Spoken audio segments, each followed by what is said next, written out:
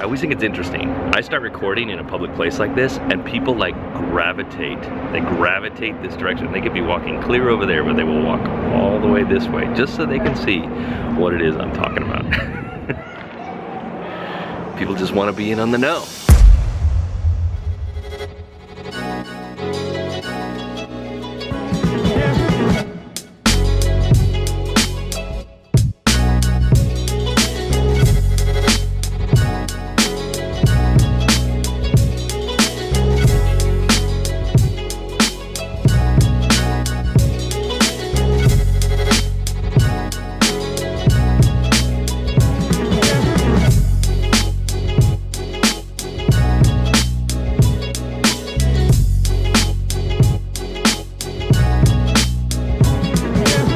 So I'm hanging out here downtown Los Angeles, specifically what's called the Arts District, which is just east of downtown, and as you're gonna see, a lot of art stuff going on. I love this area. It's by far one of my favorite places in the entire city because it's just super inspiring to be down here amongst this. Let's be honest though, this place used to be a complete shithole. A lot of great shops have come in here, a lot of great restaurants, and obviously a lot of artists are being pushed out. Because this place is a conundrum. Amongst all this grit and grime and dirt is a place like this with their $1 million condos. And as much as I appreciate that things are getting better down here, are they getting too good?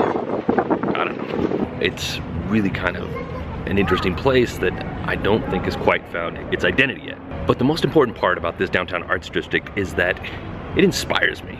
It inspires me to want to go paint. It inspires me to want to talk to other artists. It inspires me to want to do the best work I possibly can so that maybe I can end up on one of these walls someday. And if I'm doing good work, then good things are going to happen to me. And that's kind of what I want to talk about today, is making good things happen by doing good things. Can I tell you a secret? I have a superpower. Now, it's not just because I'm dashingly handsome. No, my superpower is that I have a very strong sense of perception. You don't know it, but right now I'm looking at you and I'm figuring you out. Okay, maybe not you, but if you were standing here and we were having this conversation, I would have a bead on you in a very hot minute. And I could use that for evil. I absolutely could, but I don't. I try to use that for good. Let me explain. The other day I was having this interaction on the line with an artist friend of mine who I will not bring up their name because I don't know how much they want to share, but we were having this exchange back and forth through messaging, and it was a really great conversation, but something was missing. At one point in the conversation, I asked them, "Are you happy?" And it was a completely random thought, a completely random question, but I had this sense that deeper within what we were talking about, there was a lack of happiness. And in an instant, the conversation shifted, not in a bad way, but definitely in a more emotional way. I knew right then and there I had a critical moment to do the right thing. And so I told them, "Hey, do you want to get on the phone? Let's talk." And so they did. We got on the phone. We got on the phone and we talked. We talked about their work. We talked about their life. We talked about everything. We talked for a really long time. And I spent a lot of that time doing my best to encourage them to be better, to do more, to not let the obstacles stand in their way. I encouraged them to take action. I made them a list of things that they could do today to take care of things, to get further along, to be more involved in their work, to make something happen for themselves, to start depending on themselves for their own happiness because the elements around them were not making them as happy as they wanted to be. And I think it shifted. I think it shifted for them because they started taking action. And I apologize that the pronouns I'm using are a little bit weird, but yes, this person started taking action. And I am staying on top of them so that they do continue this because I believe that it's important to hold people accountable and making sure that they do the work to get to the spot that they want to be, at least until a point where they can maintain their own momentum and keep pushing forward. Now, this person has come back to me and said, "Dave, I really appreciate you. I'm inspired by you. You make me feel so much better about my stuff."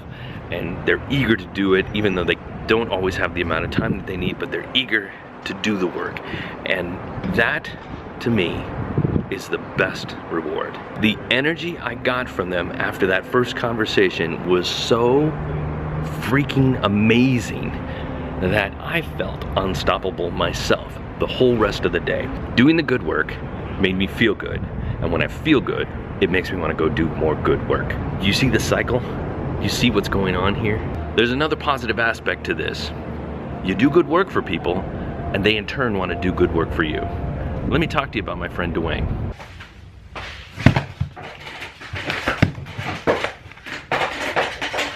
What am I sitting on? Battery. The other day I got a package in the mail from Dwayne. Totally unexpected. Didn't know what it was, but decided, hey, let's open it up. It is a small little notebook, or a sketchbook. Look at that. Perfect. What every artist needs is another sketchbook.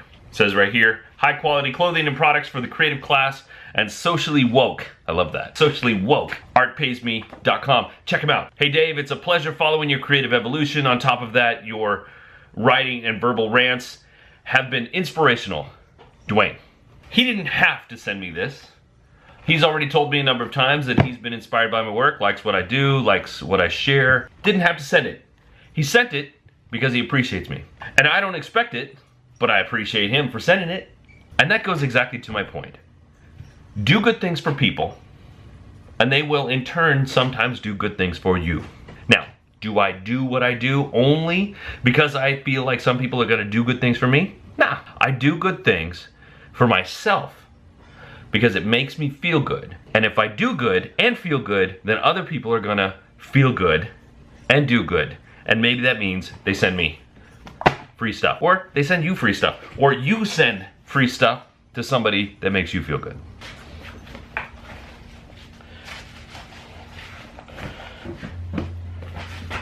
Switch hats.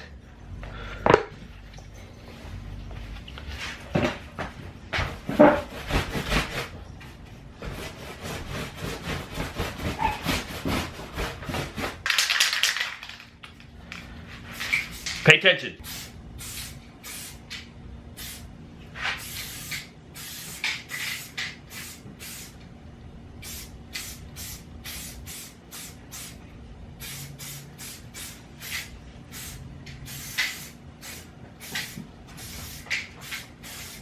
Do good, feel good. Okay, I ran out of little space, but you get the idea. This isn't a perfect mantra. You could do all the good in your world, and it might not necessarily make you feel good.